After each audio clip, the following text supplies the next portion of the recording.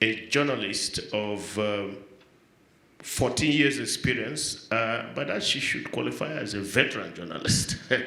And she's very passionate and particular about the energy sector, and she's the editor of Extractive 360, which is a specialized platform that reports the extractive industry, and she's based out of Nigeria, even though her platform is global. Juliet, you're welcome. Excellent. I think that we need to start fairly quickly by inviting the Director of Policy Alert, Engineer Tija Bolton Akpan, to just give us 3 minutes, exactly 3 minutes, introduction to why we're here. You can stay anywhere. Oh. Yes.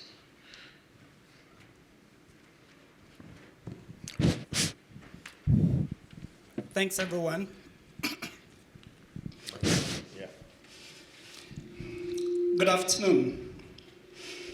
On behalf of Policy Alerts, Publish What to Pay, NRGI, and our other partners, I'm delighted to welcome everyone here for this very important conversation about the linkages between two of the most critical issues of our time. On the one hand, the climate crisis and its twin brother or sister, the energy transition. And on the other hand, the issue of corruption. We are delighted that the IACC 2022 is paying copious attention to this issue given the number of panels that have been devoted to it in the past couple of days. The disastrous reality of climate change is here with us, undeniably so.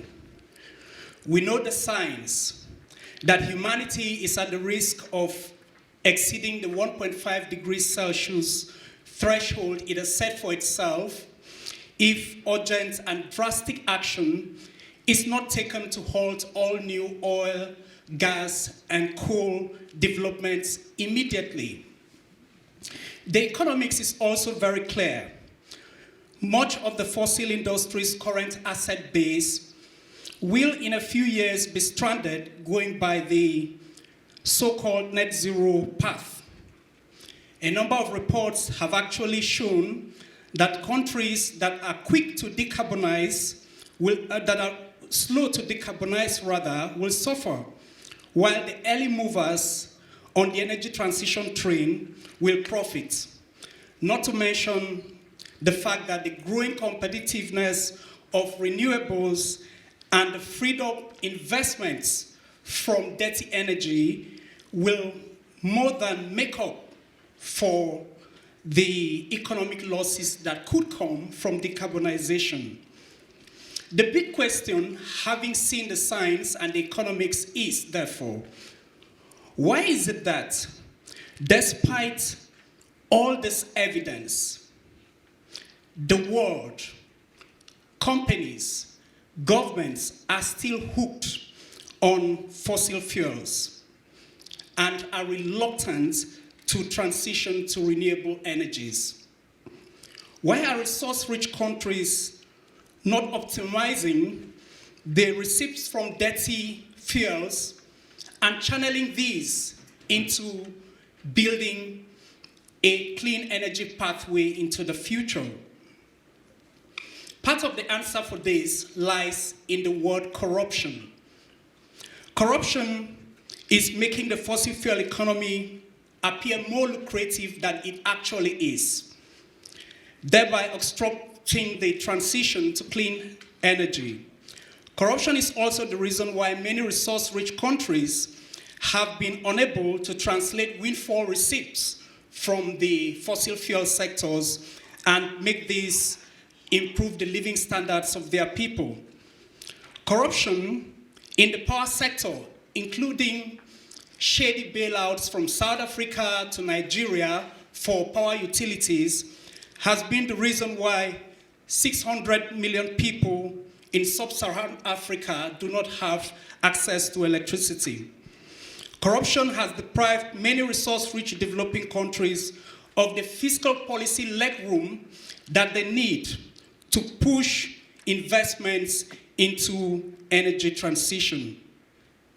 Lack of transparency on actual reserves, forecast and demand scenarios, opacity of national oil companies on what they are actually spending on huge fossil fuel projects. These are all things that prevent citizens from knowing when authorities are actually gambling with their future in the name of fossil fuel investments. But there is also a flip side, and that flip side is that the movement into a clean energy future is not without its own governance risks. And that is something we are going to hear today from Matthew, whose organization, the NRGI, has done a lot of work around corruption in transition minerals. So we are going to see that on both sides of the table, whether you're looking at the current fossil fuel economy or you're looking at the clean energy future, the path to that future is strewn with corruption risks. On this note, I would like to welcome all of us to this panel, which is going to, among other things, look at how we can avoid a green resource cost. Once again, I'm happy to say welcome to everyone, and thank you very much for coming. Thanks.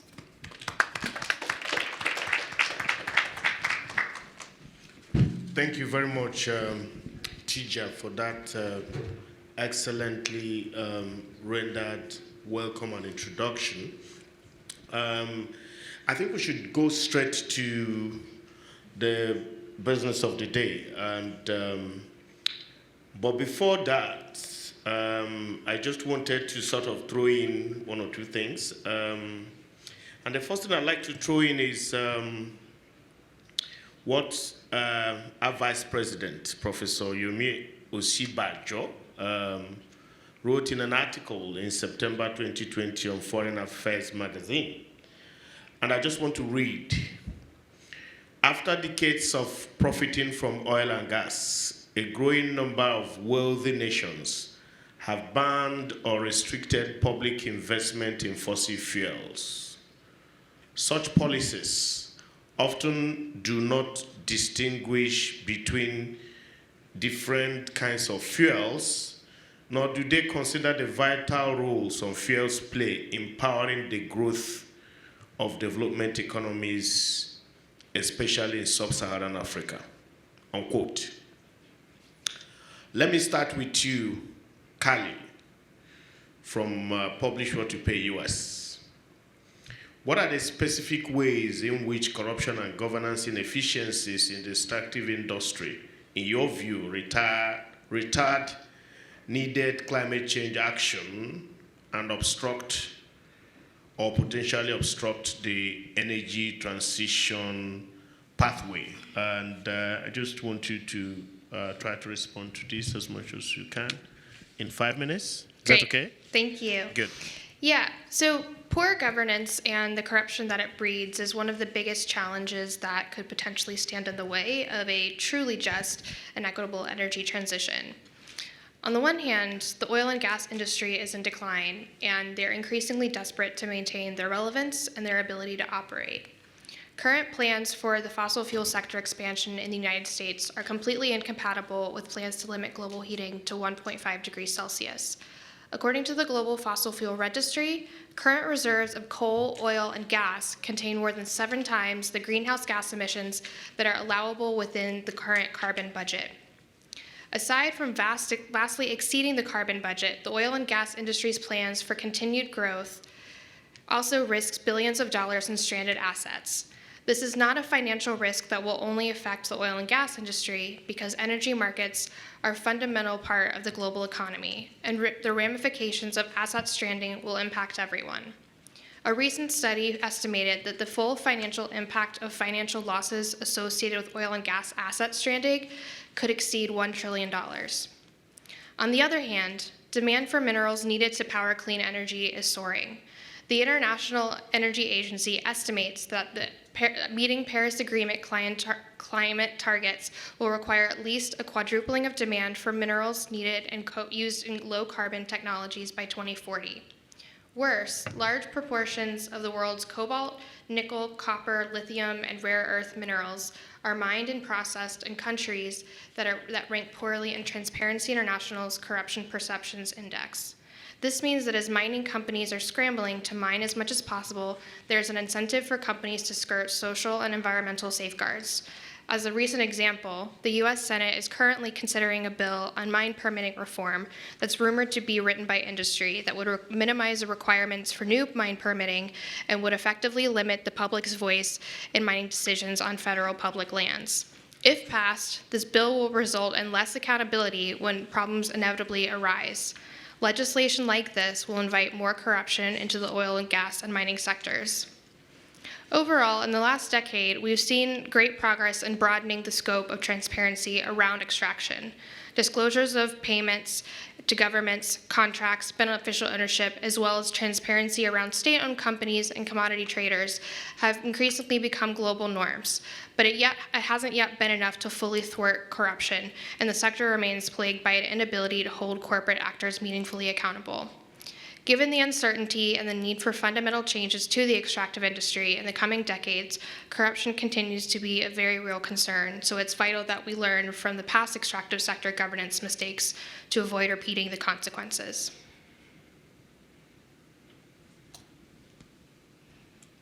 Excellent. Thanks a lot. This was, again, rendered on time, and I like the way you concluded that we need to learn from past extractive industry mistakes as we transit inevitably, because that's the kind of thing I hear from TJ. It appears that this pathway towards energy transition is inevitable. Anyway, let's park that there. Let me turn to you, Matthew. I've read a couple of positions from your organization, NLGI, on energy transition, on preventing corruption on energy transition mineral supply chains. Let me ask you, do you think that corruption poses a threat to the global energy transition pathway? If so, how big is this threat? Hi, good afternoon. Thank you, Jay. Thanks for the invitation. I think it's a rhetorical question, because if I answer no, it's not a threat and it's not a big threat, then I would probably not be here, and you would probably not be here either. I think Ali already covered quite a lot of what the question of what the focus of the session today is about. Yes, corruption in natural resources is, from our point of view, one of the biggest threats to the global energy transition, and more broadly to a fair and sustainable society.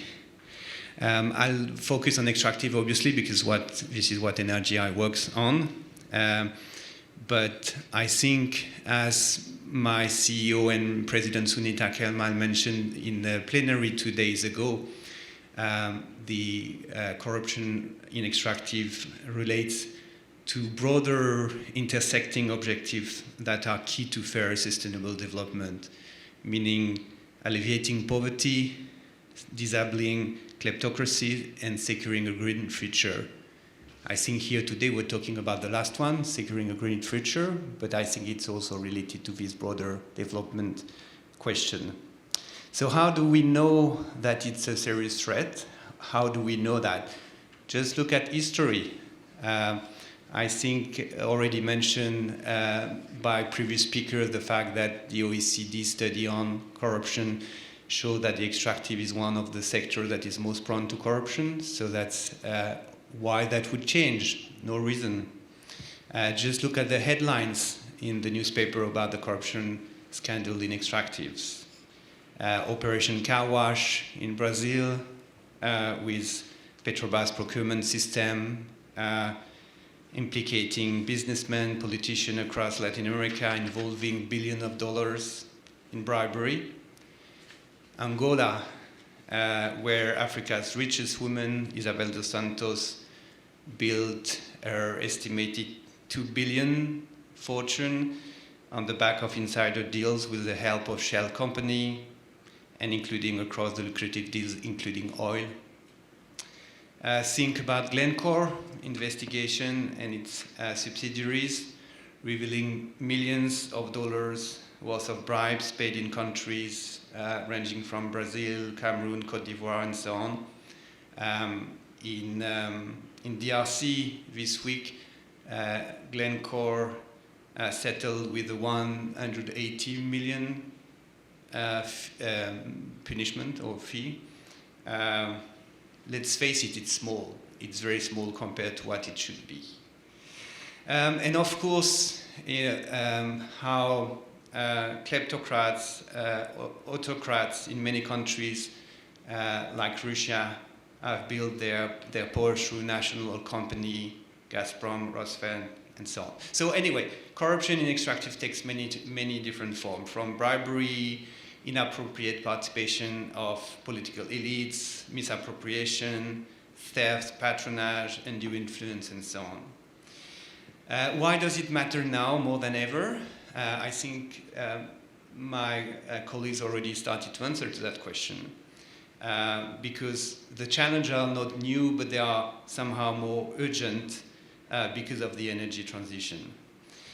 Because in mineral-rich countries, you have new booms of minerals to meet to meet demands, and that has a huge risk to uptick in corruption, as we've seen in previous community boom. And because in fossil fuel, rich countries' vested interests stand between us and a greener planet. I'll talk probably later about the mining side, but just to build on what was just said about the fossil fuel vested interest, they are probably the main obstacle to energy transition. You probably have seen that in 3 years following the Paris Agreement, Influence Map found that the 5 largest publicly traded oil and gas majors, ExxonMobil, Shell, Chevron, BP, and Total, spend over $1 billion in misleading climate-related branding and lobbying. You've seen the latest Global Witness report telling us that the fossil fuel lobbies at the COP27 outnumbered the representative of the 10 nations most impacted by the climate crisis. So the world needs to wind down its fossil fuel production, and yet the oil sector is the lifeblood of many countries, including cronies and kleptocrats who are vested in staying the course. Just last word on the NOC, the national company that Carly mentioned just before. They still produce half of the world's oil and gas and invest 40% of their capital in the global oil and gas industry. NGI published a report called Risky Bets about 18 months ago that found that NOC, if NOC follow their current course, they will invest more than 400 billion in costly oil and gas projects that will only break even if humanity exceeds its emission target and allows that global temperature to rise more than 2 degrees Celsius. So where is the incentive to actually fight climate change, and where is the incentive to push energy transition, where your project will only be profitable if it doesn't? So corrupt ruling elites fueled by oil have very little personal incentive to help bring producer and consumer country off fossil fuel.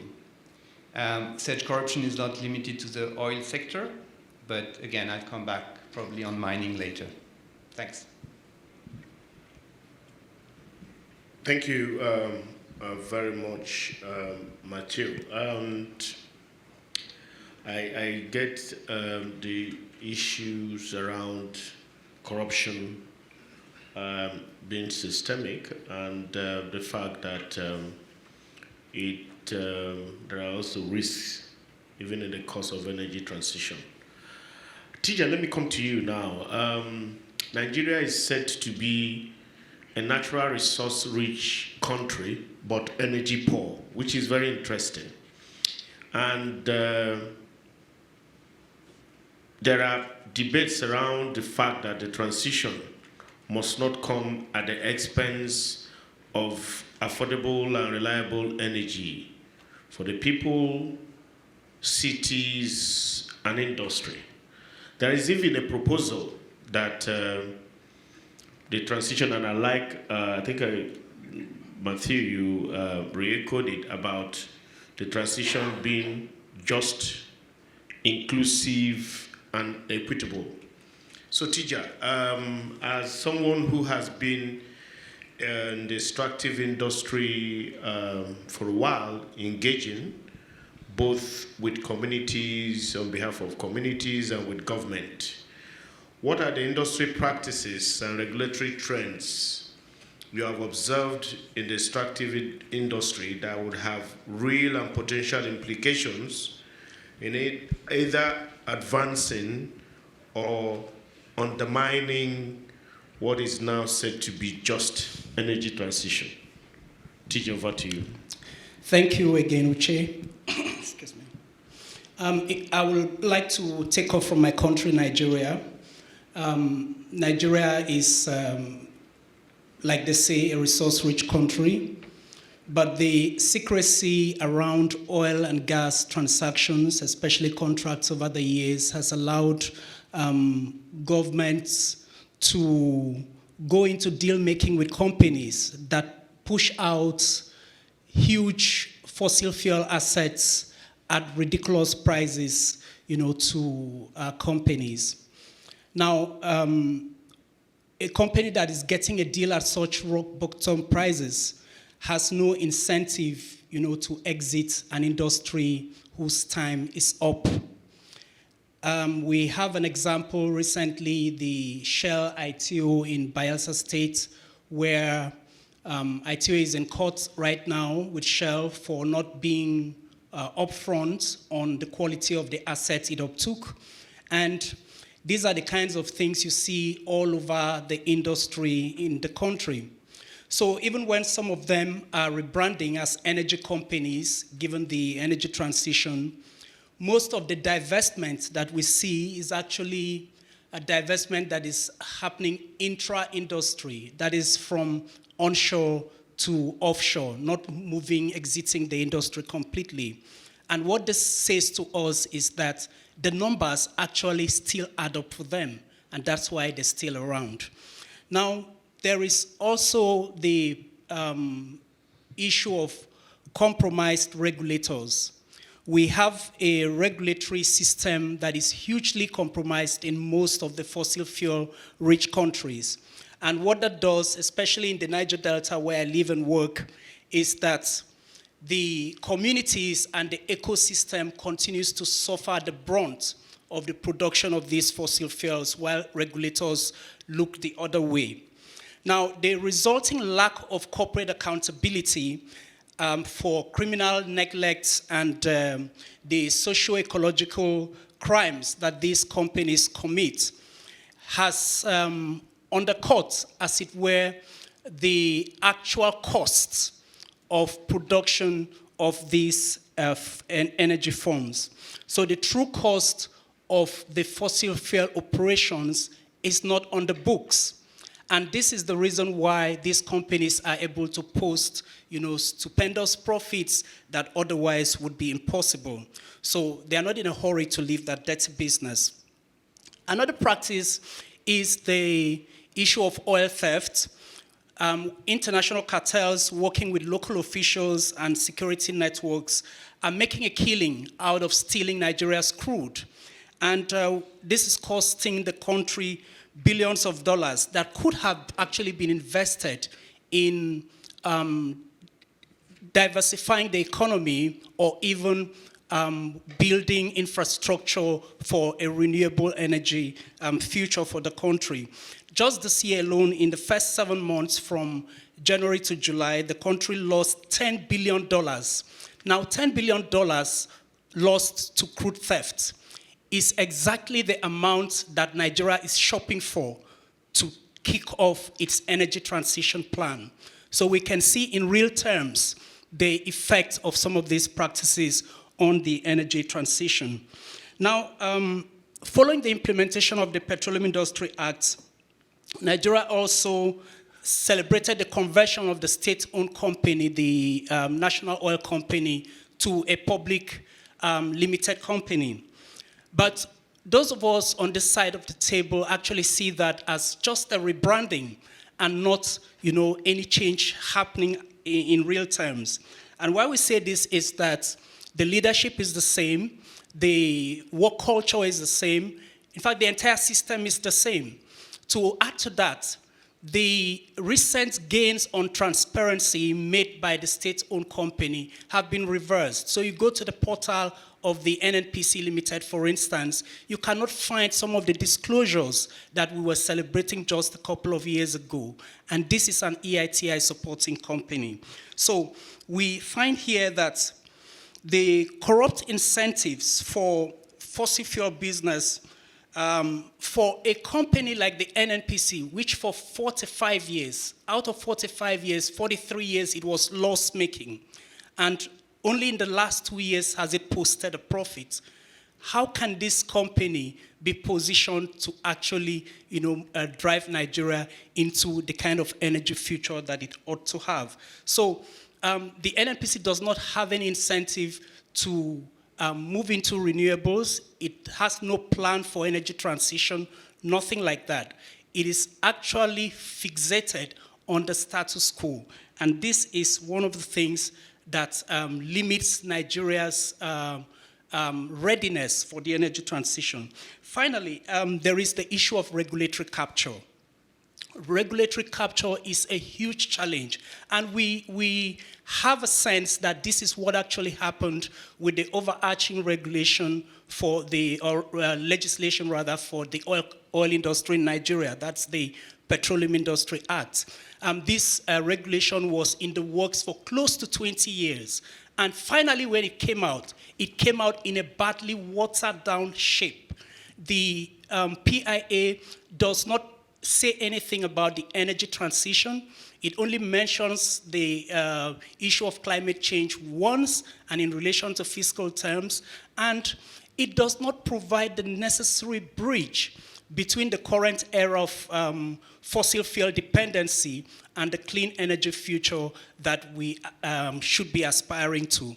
So in that sense, we see that the entire regulatory framework is not designed to move the country to transit the country from fossil fuels to clean energy. And this is the same for so many other countries.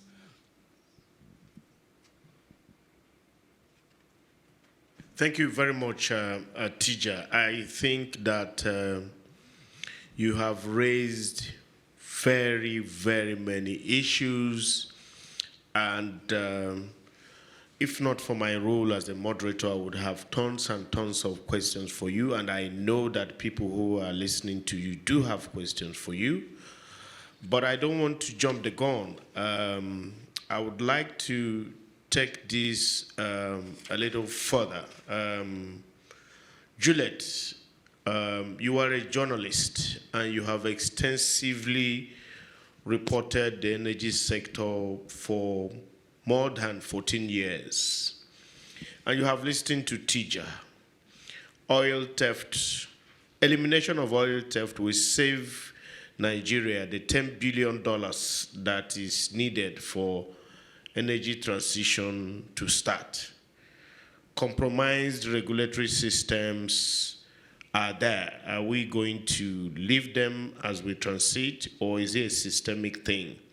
lack of corporate accountability, and the list goes on and on and on. For me, my question for you is, what is your view, especially to the fact that there is an anti-corruption perspective to this, and how important is it in your work investigating and communicating the extractive industry with the climate risks and the energy transition for all this while?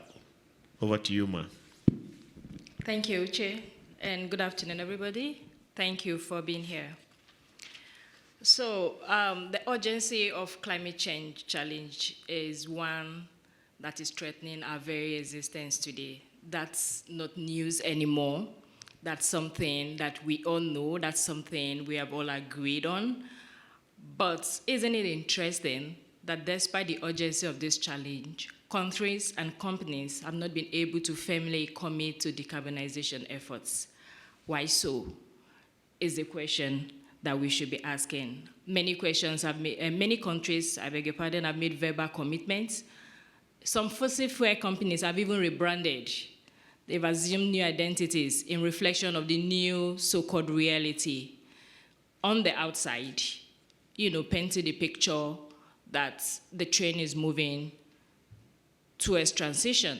But what goes on the inside? What tangible actions are we saying that justifies their verbal commitments?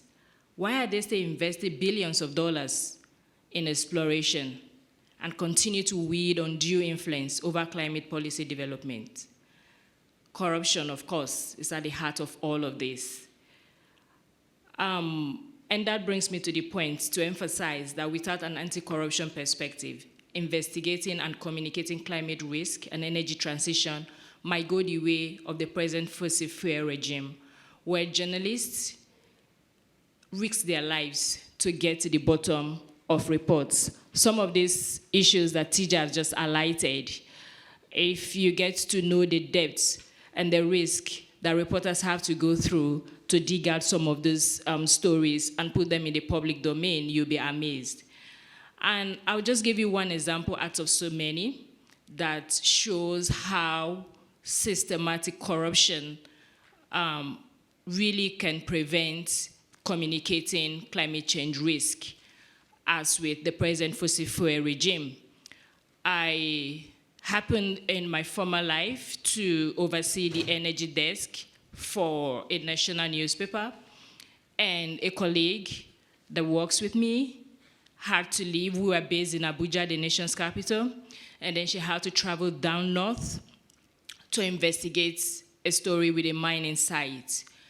And she got to the state capital, got a handler, and then went to the state mining office, the state's Ministry for Mineral Resources, to say she needed support and guidance to assess that particular location.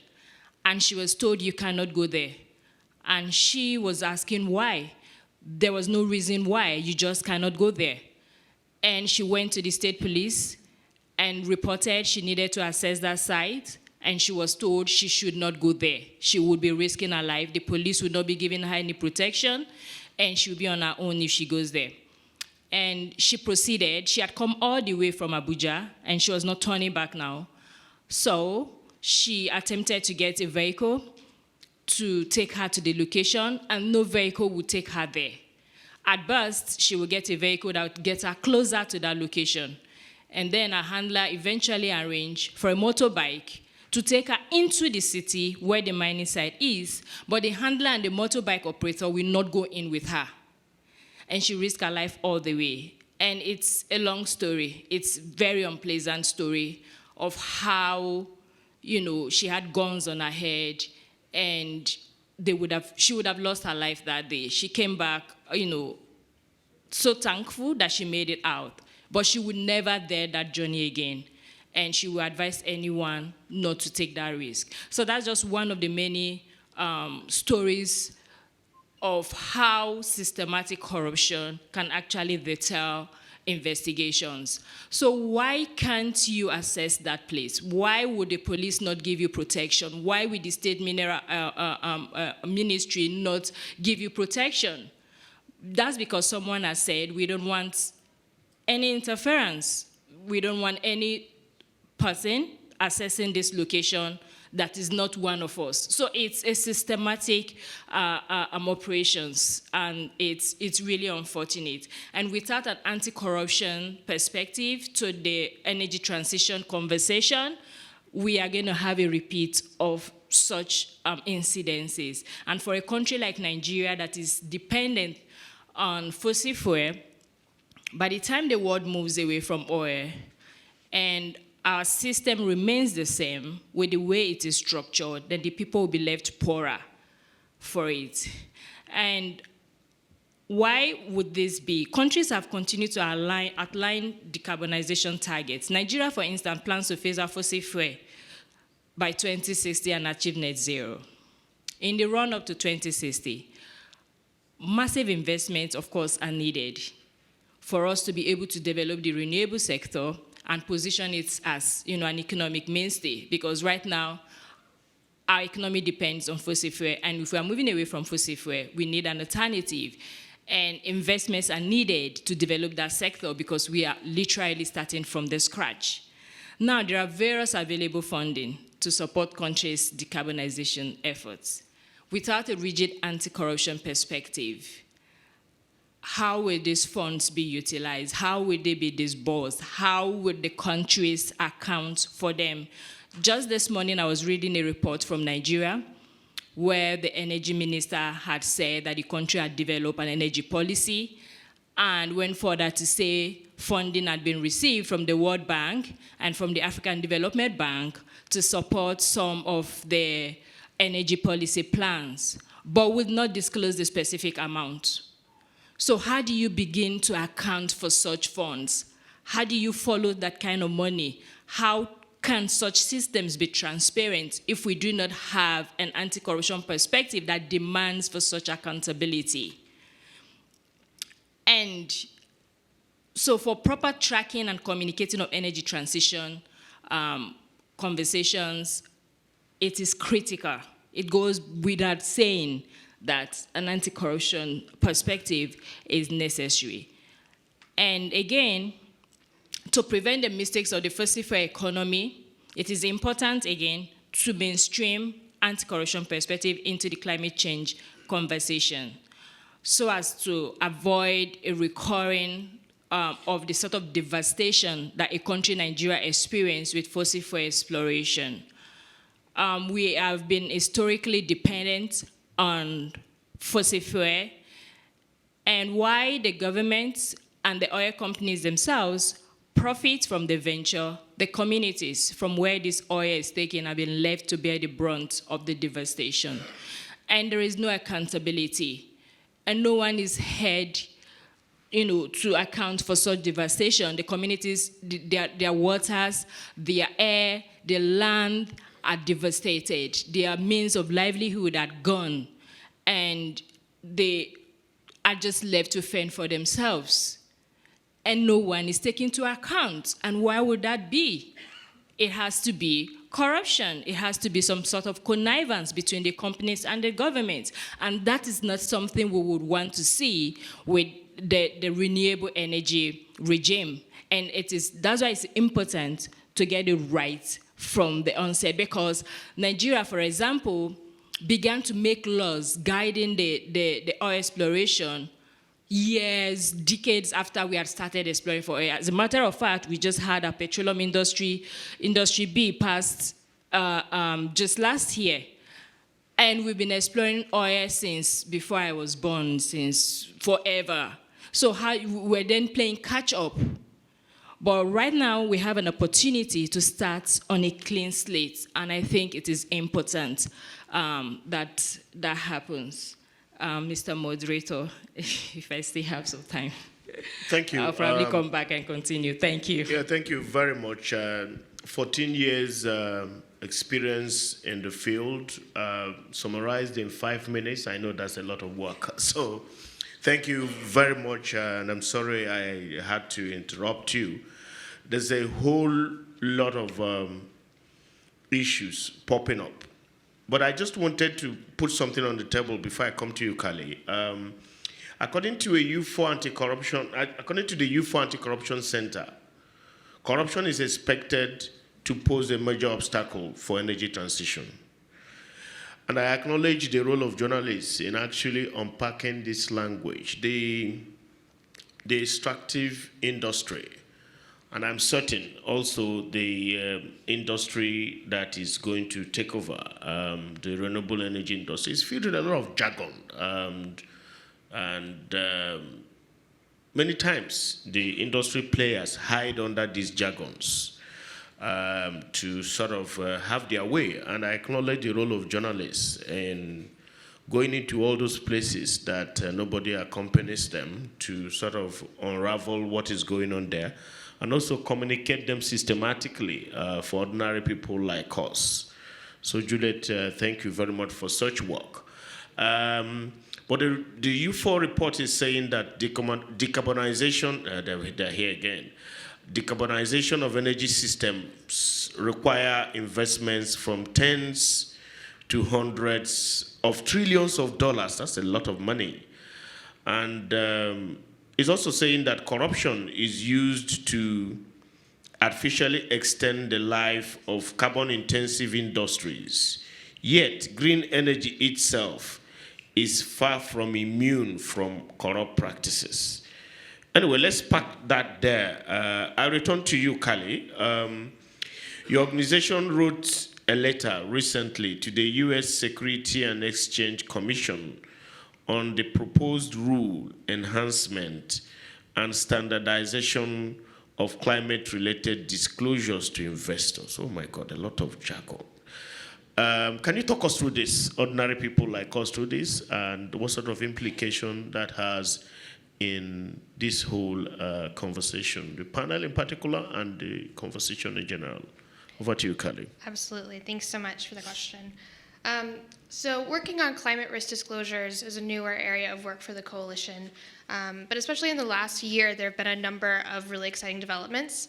So as you mentioned, in the US, the Securities and Exchange Commission is considering general requirements for all public companies to disclose climate-related financial risk information, the final rules of which should be released early next year.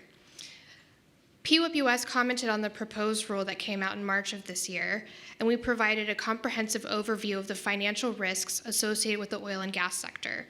We also included several recommendations for specific oil and gas sector disclosures that will provide valuable information to investors, civil society, journalists, and communities in resource-rich countries. We also commented on the draft climate risk disclosure standards for the International Sustainability Standards Board, or the ISSB, which is significant because it's used by many countries around the world for accounting standards. And it's worth noting that the ISSB's draft guidance also includes a number of specific recommendations for many sectors, including the upstream oil and gas sector. Also, the ISSB announced earlier this year that it agreed to require Scope 3 greenhouse gas emissions disclosure, which is really critical to understanding companies' carbon emissions footprint. In the EU, we're also seeing new developments. The European Council approved the Corporate Sustainability Reporting Directive, the CSRD, just last month, which would have companies report on how their business model affects their sustainability and on how external sustainability factors such as climate change or human rights abuses influence their activities. And through each of these developments, investors have really made it clear that climate risk is material. And that more disclosures for companies on how the climate crisis and energy transition impacts companies' operations and what companies are doing to mitigate those risks are really vital. And I'll just talk a little bit about some of the things I've learned just through working on this comment. So there still is a lot of opacity in the oil and gas sector, especially when it comes to information on how oil and gas companies are preparing for the energy transition. As an example, very few oil and gas companies are currently factoring in the risks of decreased demand in the next 30 years and the potential impacts of seismic market shifts. And this is because the most common means of assessing value of a public oil and gas company involves the availability of its oil and gas reserves. The estimates of future cash flows are underpinned by assumptions about the long-term future demand and future commodity prices, which are largely based on historic oil prices.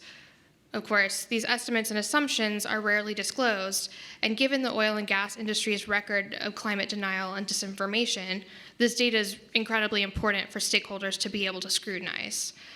There's a lot of information needed to help stakeholders fully understand companies' transition plans and the economics behind which projects go ahead, but having this information would enable more effective advocacy from civil society, communities affected by extraction to oppose risky projects. Thank you. Okay. Thanks a lot. I was just saying, I was just about to write round up, because I think that we will open this up to the floor. I know many of you have questions, contributions. But before I do that, very quickly, Matthew, your report on preventing corruption, energy transition, minerals, I had referred to this earlier. Do you want to just spend 2-3 minutes, give us some insights before we throw up the panel to panel members on the other side? Yes, sure. So, let's be honest, there is a huge opportunity for mineral-rich country, transition, mineral-rich country in this energy transition. I'm not going to go back on the amount of mineral that will be needed for an energy transition.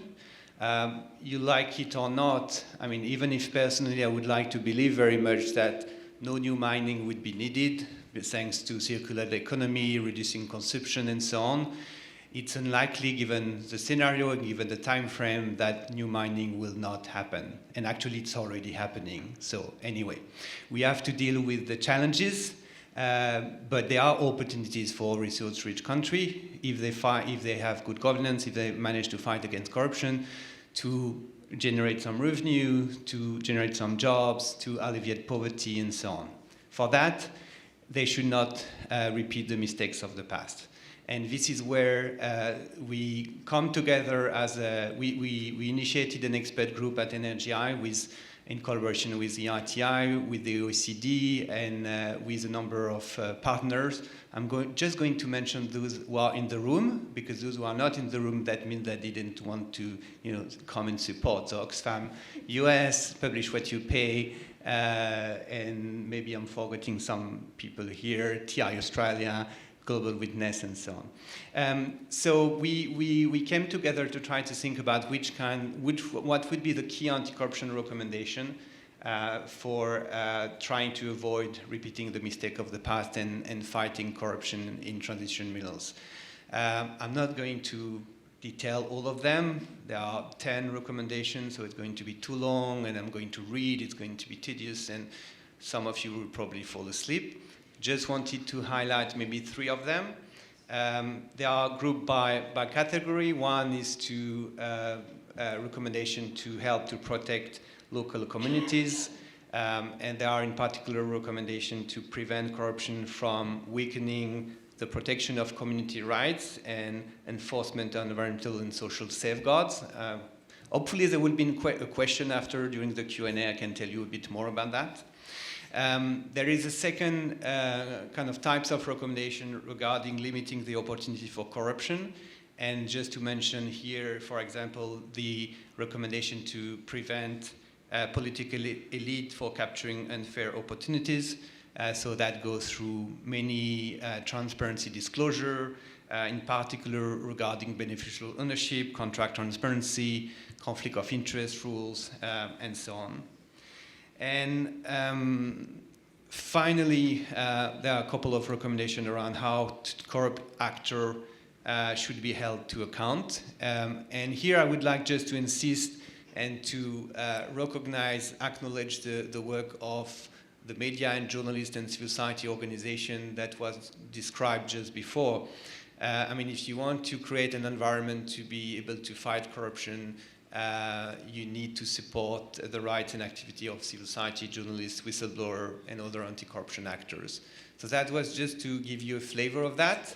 Hopefully not too long and not too much reading from my side, but yeah, thanks. Thanks a lot, Mathieu. I think that we will just open this up to contributions, questions, clarifications from the floor. Please indicate by raising your hand and I will identify you. Yes.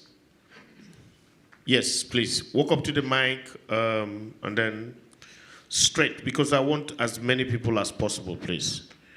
Go ahead.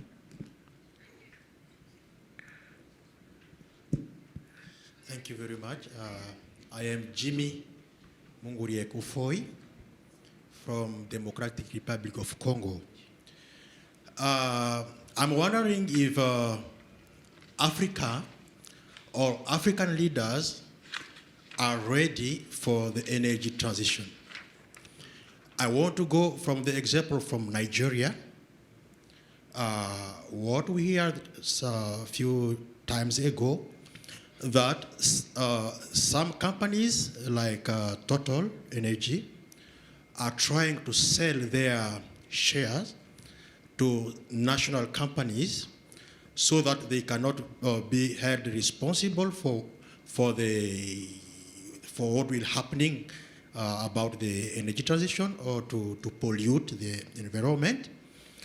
And also they are thinking to go in the ocean, thinking that there will be not enough impact.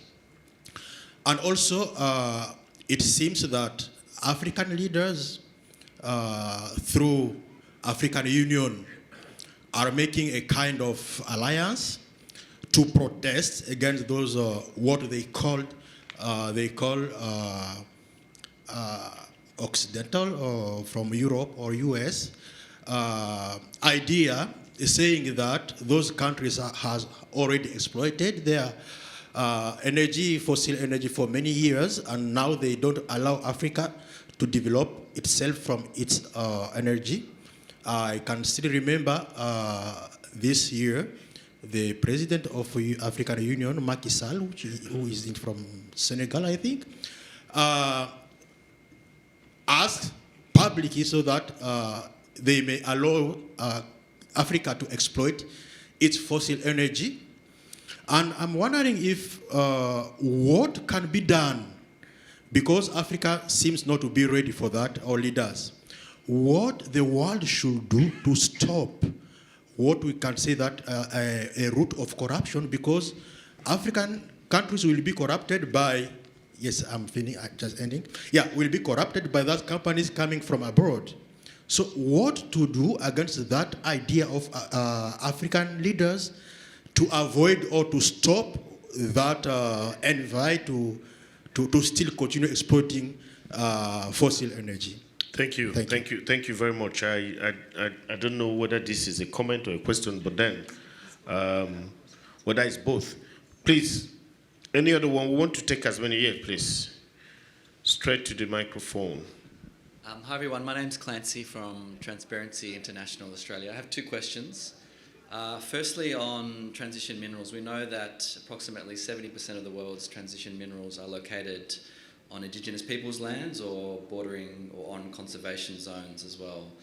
Minerals such as lithium, rare earths are all in very high corruption-prone jurisdictions. I think 94% of the world's rare earth is actually located in corrupt-prone jurisdictions. So my question to Matteo is, what are the solutions at a national level to address those severe corruption risks, particularly for Indigenous peoples? And then on the fossil fuel question, a lot of the challenges are around political capture and the role of the fossil fuel industry influencing national politics. So what's the legislative solutions to actually stop that political capture and that influence and the undue influence of the fossil fuel lobby, which is actually stopping the required phase out of fossil fuels? Thank you. Please. Hi there, I'm Joe Bardwell from Publish What You Pay. I was hoping maybe Tija or Juliet or both could say a little bit more about how do these corruption risks play out for local communities, especially in light of the forthcoming energy transition. Next one. Yeah, please.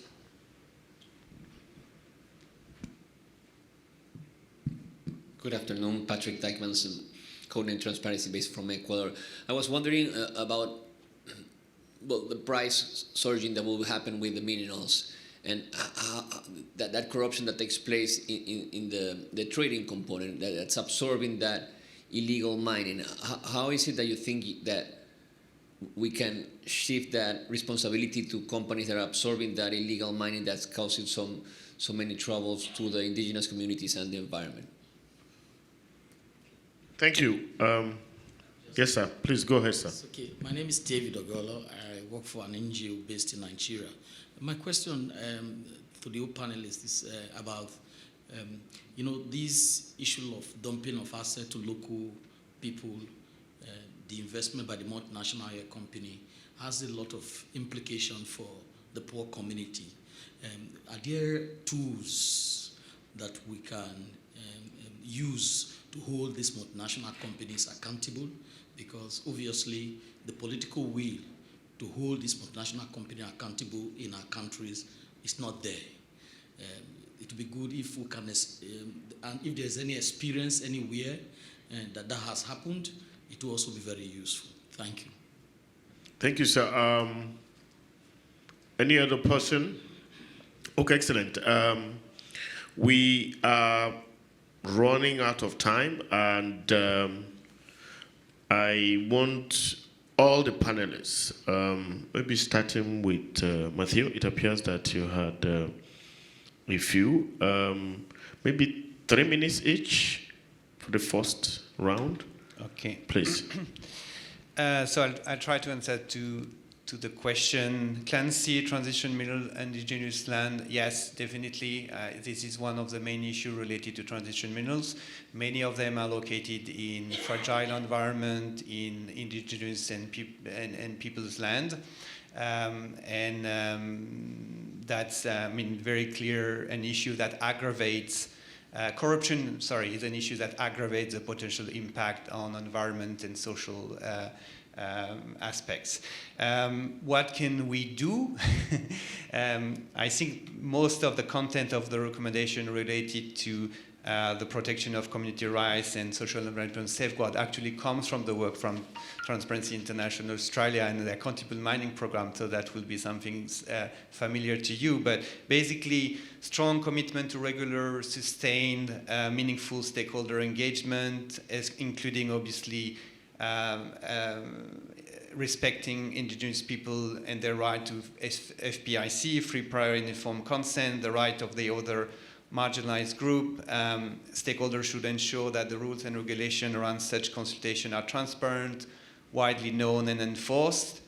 These should be supported by strong transparency measures, including publication of approvals and management plan, monitoring data, documentation of consultation, community agreement, access to local grievance mechanism that incorporate UN guiding principle on business and human rights. And sorry, now I start to read a bit too much, but that's basically some of the measures that you can take to try to mitigate that, but it's complicated. The other part of the question, if I got it correctly, around how to fight against undue influence for fossil fuel-related interest, and especially state-owned enterprises, national oil companies. I think obviously you have all the measures related to the independence of the SOEs from political interference. In most of the country, it's very complicated, and SOEs are linked to the political system in such a way that they are instrumentalized and they are used as vehicle for revenues. What can we do? It's tough. It's super political, so it's very complicated.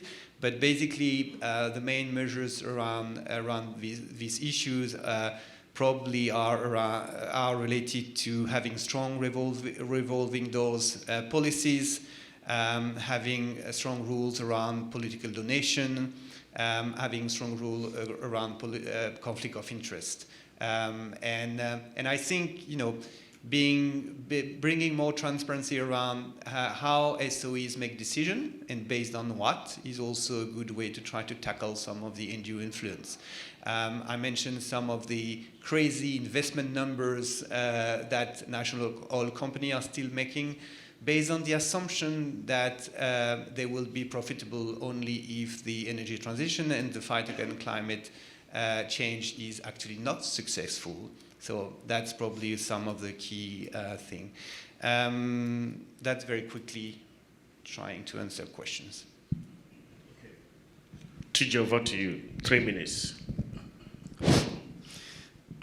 So I would like to start with Jimmy. Jimmy talked about the very seductive arguments from some African governments and other developing countries that this whole thing is an agenda from the industrialized countries, and Africa should actually adopt a middle pathway for the energy transition that actually is still carbon facing, right? So the whole, as an organization, we see it as an idea to turn the continent into a gas station for the West. Yes, and there is evidence for this because we have seen that the fossil fuel economy, as it is calibrated currently, is export-facing. It is not designed, for sustenance of the local, populations. Most of the infrastructure is for export. The same thing too with the gas infrastructure. And when the whole idea of gas is being touted as a transition fuel, we forget that gas infrastructure has a very long gestation period. And look at all the gas projects we have across Africa.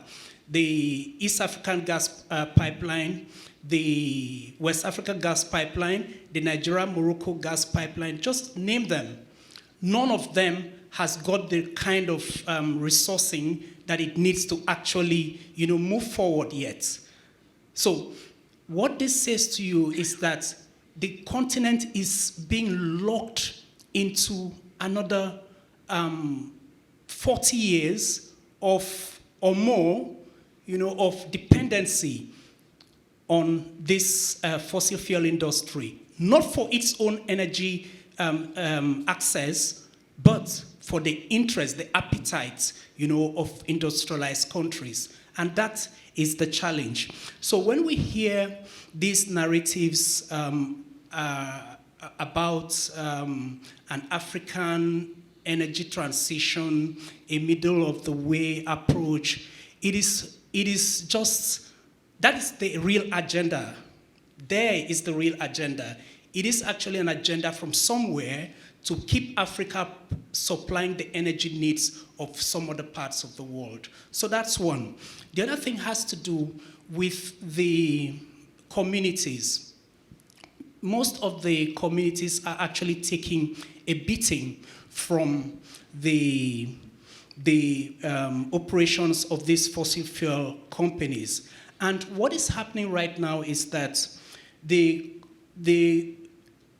regulations that we have, like the Petroleum Industry Act in the case of Nigeria, is actually putting the power in the hands of the fossil fuel giants to determine the development of the communities. So the beneficiation mechanisms, for instance, that these communities could have utilized to, autonomously drive their own development is now ceded to the companies, the settlers, who will now determine the needs of the communities, draw up development plans for the communities, and do all such things for and on behalf of the communities. So even in terms of energy access, developing mini grids and things like that, which the communities could have had the autonomy to do given the investments that the PIA provides under the host community provisions, these are not going to be under the power of the communities to do. So we can see that the regulations, the legislations that we're having is actually entrenching the dispossession of these communities instead of actually empowering them for an energy transition. And then the other part, which I already mentioned earlier, has to do with the energy transition blind spots in the supervening legislation for the industry. So that is a challenge. And for the issue of political capture, Yes, that was Clancy. The issue of political capture, one of the best places to deal with that would be parliaments. Unfortunately, parliaments across Africa have been operating on a knee-jerk basis based on interest. And that is where the link between parliaments and their constituencies has to be stronger. All the resource-rich communities actually have representatives in the different parliaments across the continent. Unfortunately, these representatives are not actually speaking for the communities. They speak more for industry, and that's where the problem actually lies. So the communities need to take back that autonomy and get their representatives to speak for them. And this also would go back to the leadership recruitment processes in most of these countries. Thank you, Tija. You raised, as I try to unravel the issues you raised in your presentation, you're raising other issues and other issues. I'm just thinking whether we don't get another panel, for some of all of this. Maybe I should just ask you, you want to throw in one or two things maybe as your final shots? I don't really have it. I think Tija said it pretty well in terms of combating the corrupt influence of the fossil fuel industry. Juliet, you want to say something? Maybe very quickly? Yeah, so I'd like to respond a bit briefly to what Jimmy asked, Jimmy from DRC. You were asking if African leaders are ready for energy transition, and you also referenced the case of Nigeria, where companies are in a hurry to divest their investment to avoid a cleanup in the build-up to energy transition, and what can African leaders do to prevent such continuous exploitation. I think the answer to that question, are African leaders ready for energy transition, is neither here nor there. It's neither a yes or no question, because they are often railroaded into anything the West is doing. When they say jump, most of them jump without really sitting to think deep and, to organically develop their own process and adapt it to their peculiar situation. So under the circumstances, I think Africa has no choice. We have to move with the train, otherwise the continent will be left behind. The world is moving and we must move. Like someone said, the world did not move away from stones because stones finished. People moved away from the Stone Age because others just move. And so Africa has to move. And as for what should be done or what can be done to avoid continuous exploitation, that should be in our laws. We don't need anyone to come formulate policies for us. We should organically formulate policies that work for us. And these differ from country to country. We can situate it to fit our peculiarity. For instance, I can speak for Nigeria, and I think maybe some other countries can borrow a leaf from this. For a country like Nigeria, for example, that resides so much power at the center, I think if we're able to tinker with the law and decentralize the power, and allow states to have some level of control over natural resources, and in this case, with the renewable resources, as we are moving into a renewable energy regime, I think that would give government at the subnational level a better ability to have control over the situation, because residing so much power at the center has really given room for so much corruption and so much inefficiencies. So breaking down that power might just be a remedy to the very ugly situation. Thanks a lot. Maybe, except you want to, there's a question that is still not yet answered on the issue of divestment. And what could be done, whether there's a case study or an example from somewhere. Is there anybody even out there ready to, do you want to say something, Tija? Very quickly on divestment? Yes, so already certain tools are beginning to work on divestment, and one of them is litigation. One of the reasons why these companies are actually beginning to be scared and moving away is because it is no longer, comfortable for them, because the communities are actually beginning to get redress, in the courts. If they don't get it locally, they can get it in the home jurisdictions of these companies, as we have seen very recent examples. So litigation is an important tool. The other thing would be regulation. Unfortunately, like I've mentioned repeatedly, regulation has not really, the current state of regulations in a country like Nigeria has not really helped. But we are seeing regulatory agencies stepping up to the plate. For instance, the Nigeria Upstream Petroleum Regulatory Commission actually stood up to the president when the president approved the divestment of ExxonMobil. The regulatory authority said, no, that's not your jurisdiction, it is ours to do.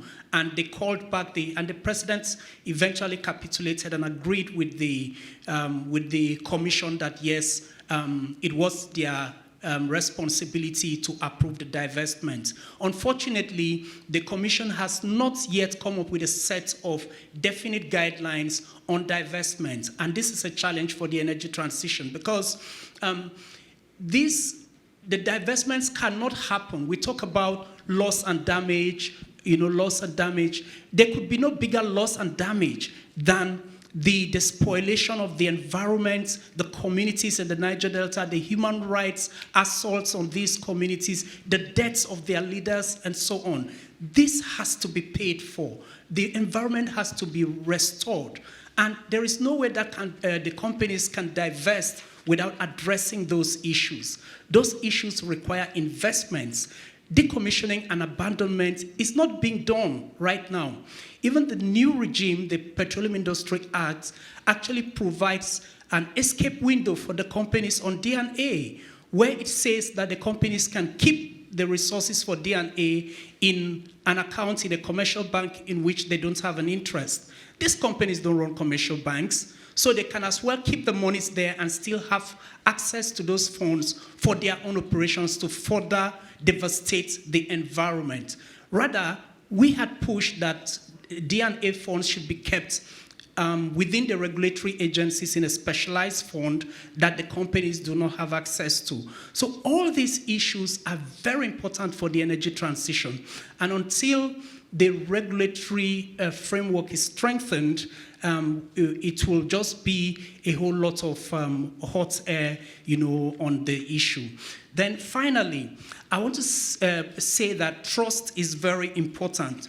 Trust is a huge currency that can power the energy transition. One of the reasons why we are not getting a lot of investments kept aside for future generations, which could be accessed, for transitioning into renewable energies, is because citizens are used to being shortchanged by the governments. So when the government wants to say, okay, let's keep something aside, the question on the side of the citizens will be, won't one politician get access to that money and use it for their own selfish interests? So that trust element is lacking, and it's not going to be built in a day. Like Juliet said, it's important that we start that process now, and we have a clean slate that we can start. The mistakes we made during the fossil fuel entry, we do not have to repeat them while moving forward with the renewable energy era. Okay, thanks a lot. Maybe would, Matthew, you have a parting shot?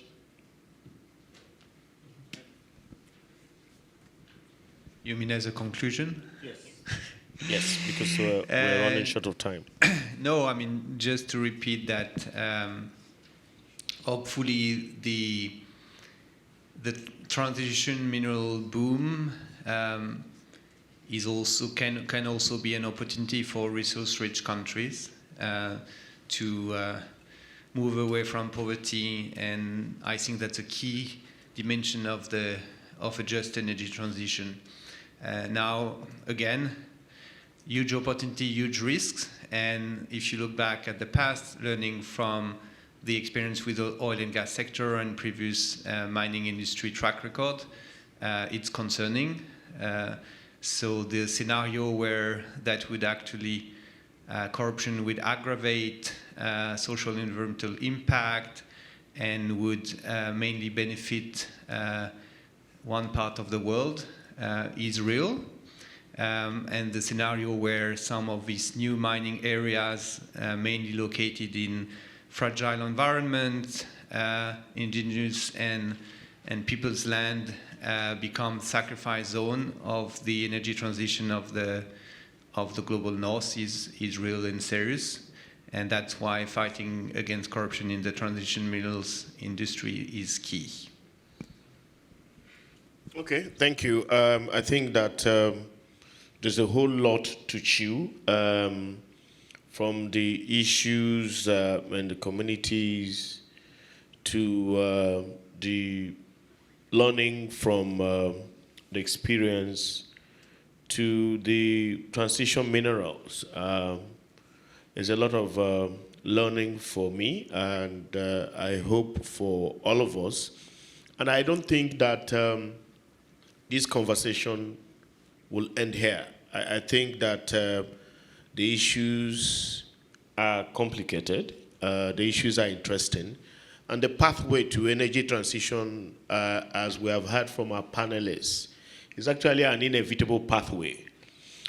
So for us in the room, I think that is a lot of thinking about how, according to the panelists, do we get on that pathway, learning from our past.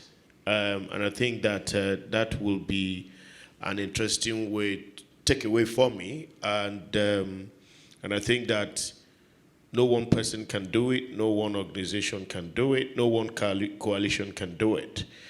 For me, that could be the point of a lot of thinking, a lot of exchanges, and probably a good way to stop. And please, I want you to join me in thanking these very, very fantastic panelists with a resounding round of applause.